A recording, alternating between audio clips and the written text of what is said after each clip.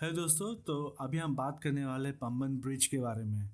Pamban bridge एक बहुत ही famous bridge है और इसके बारे में कुछ रीसेंट अपडेट्स है, तो मैं आपको जल्दी जल्दी रीसेंट अपडेट्स दे देता हूँ। और इसके अलावा भी मैं कुछ और इन्फॉर्मेशन दूंगा पम्बन ब्रिज के बारे में, जो कि आपके नॉलेज के लिए जो आपकी नॉलेज को इन्हांस करेगा। तो चलिए देखते हैं कि अभी इसके बारे में रीसेंट न्यूज़ क्या है। तो पम्बन ब्रिज कुछ ऐसा दिखता है।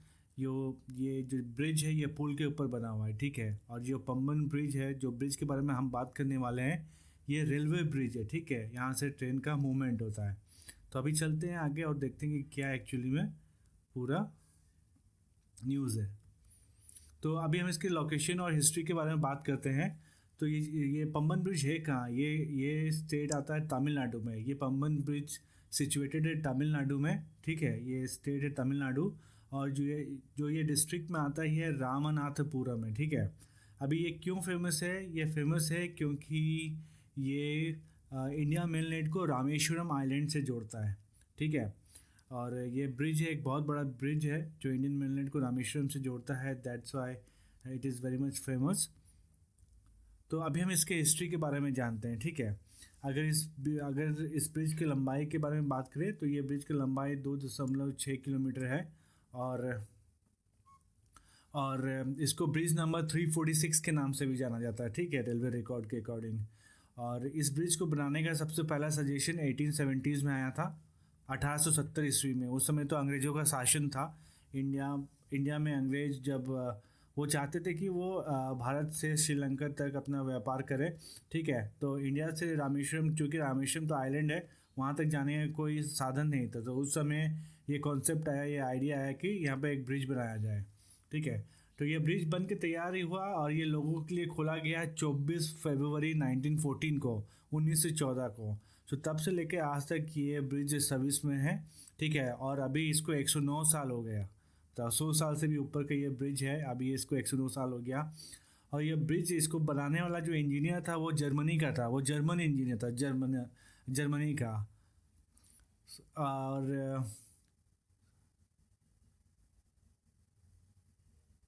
इसके जर्मन इंजीनियर का नाम भी है यहाँ पर, वो है सेजर। ओके, इसको ऐसे प्रोनाउंस करें, सेजर। अभी इस पुल के बारे में बात करें, इस ब्रिज के बारे में बात करें, तो इसमें 143 पिलर्स है, ठीक है। और ये अपने आप का पहला कैंटिलीवर ब्रिज है। अभी कैंटिलीवर ब्रिज होता क्या है? कैंटिलीवर ब्रिज वो ब्रिज होता है जो बीच में से खुल जाता है, ठीक है। जो पम्बन ब्रिज है वो भी बीच में से खुल जाता है। जो छोटी छोटी बोट है, जो छोटे छोटे शिप है, वो आसानी से एक जगह से दूसरी जगह को पार कर जाती है, ठीक है। तो अभी भी वीक में कम से कम 10 से 12 बोट वहाँ से पार होती है। तो 2007 तक जो पम्बन ब्रिज था उस पर मीटर गेज वाली पटरियाँ लगी हुई थी, ठीक है। वहाँ मीटर गेज की ट्रेन चलती थी। लेकिन 2007 में इसको अपग्रेड करके ब्रॉड गेज कर दिया गया, इसलिए अब वहाँ पर बड़ी बड़ी ट्रेनें भी जाती हैं, ठीक है। अभी इसके बारे में अपडेट्स क्या है, ठीक है। अभी अपडेट्स के बारे में बात करते हैं। तो इसका अपडेट्स ये है कि जो साउदर्न रेलवे है उसने अपना प्रेस रिलीज़ किया है और वो बता रहे हैं कि southern railway has permanently stopped rail traffic on the old Pamban rail bridge owing to safety concerns regarding the stability of the century old belt। जो साउदर्न रेलवे है उसने अभी जो पम्बन ब्रिज के ऊपर से जो रेल का मूवमेंट है उसको पूरी तरह से बंद कर दिया है। अभी वहाँ पर रेल का मूवमेंट नहीं हो रहा है। इसका मतलब अभी ट्रेनें केवल मंडपम स्टेशन तक ही जा रही हैं, उसके आगे ट्रेन नहीं जा रही है, ठीक है। और Mandapam station Indian main land का लास्ट स्टेशन है, ठीक है। और इसका मतलब अभी जो भी लोग रामेश्वरम जाने का सोच रहे हैं या ट्रेन से जाना चाहते हैं, वो रामेश्वरम तो आप जा पाओगे, लेकिन आपको मंडपम स्टेशन पर उतरना पड़ेगा। मंडपम स्टेशन पर उतरना पड़ेगा, फिर मंडपम स्टेशन से उतर के आप बस या कोई अदर ऑप्शन को लेकर के आप रामेश्वरम पहुंच सकते हो वहाँ से, ठीक है। जो कि बहुत ज़्यादा दूर नहीं है। मगर पर जो लोग ट्रैवल करना चाहते थे, ये सेंचुरी ओल्ड ब्रिज का जो पम्बन ब्रिज, जो कि बहुत ही पुराना ब्रिज है, 100 साल से भी पुराना ब्रिज, जो लोग जाते हैं इसे देखने के लिए, अभी तो ट्रेन का मूवमेंट यहाँ नहीं हो रहा, तो शायद ये अभी आप नहीं कर पाएंगे, ठीक है। तो अभी एक्चुअली इसका रीज़न क्या है, ये किस लिए बंद कर दिया गया? इसका रीज़न ये है कि जो 23 दिसंबर 2022 को, ठीक है, 23 दिसंबर 2022 को एक continuous health monitoring system install on the span of the Pamban rail bridge which triggered a red alert. ठीक है, तो हुआ क्या है कि पम्बन ब्रिज में एक डिवाइस ऑलरेडी इंस्टॉल्ड है। ठीक है, वो डिवाइस है continuous health monitoring system install. ये कोई डिवाइस है जो कि जो ब्रिज का जो पुल का जो उसका हेल्थ को मॉनिटर करता रहता है। वो मॉनिटर कैसे करता है, जो जब भी उसके ऊपर से कोई मूवमेंट होता है तो उसमें से जो वाइब्रेशन निकलता है ना, वो वाइब्रेशन को वो डिवाइस स्टडी करता है। तो अभी वो डिवाइस क्या क्या, वो जब 23 दिसंबर को उसने 2 रेड अलर्ट भेजा। ठीक है, उसने this morning system install by the IIT Madras to monitor the vibration on the more than 100 is all bridge. Okay, install on the span of the Pamban rail bridge which triggered a red alert. ठीक है, उसने 2 red alert भेजा है on 23 दिसंबर 2022 को। तो जो हमेशा monitoring होती रहती है क्योंकि पुल बहुत पुराना है, इसमें इससे पहले भी इसमें हादसा हो चुका है। हमेशा इसकी मॉनिटरिंग होती रहती है। तो जैसे ही लोगों को वहाँ पता चला, जो वहाँ पर जो भी अधिकारी थे उन्होंने देखा, तो इमीडिएटली वहाँ से सारा ट्रेन का मूवमेंट को स्टॉप कर दिया गया। ठीक है, अभी डिवाइस के बारे में बात करते हैं। तो ये डिवाइस IIT मद्रास के द्वारा इंस्टॉल किया गया है और वो लोग इसको देखते हैं।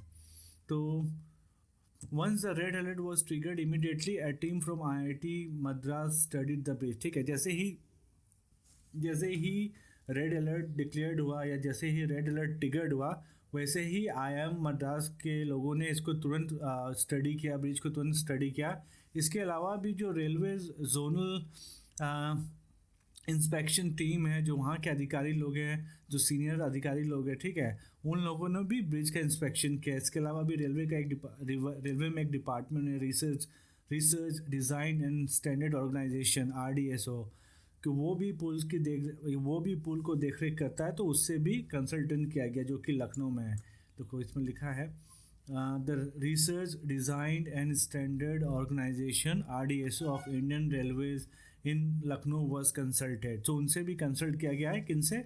Research design and standard organisation से, उनसे भी कंसल्ट किया गया। ठीक है, और जो IIT मद्रास की जो टीम थी जिसने पूरा स्टडी किया है पुल के बारे में, इसके हेल्थ के बारे में, उनके पास जो भी डेटा है उन्होंने सीधा ये सारा डेटा इस RDSO को भेज दिया, research design and standard organisation को। तो अभी के नोटिस के अकॉर्डिंग तो ये पूरी तरह से बंद है।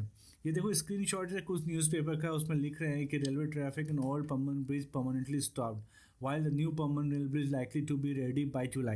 तो इसके पैरेलल भी एक नया रेल ब्रिज बन रहा है, लेकिन वो अभी पूरी तरह तैयार नहीं है। वो अभी तक उसको लाइकली टू बी रेडी, मतलब कि जुलाई तक अनुमान है कि वो शायद तैयार हो जाएगा।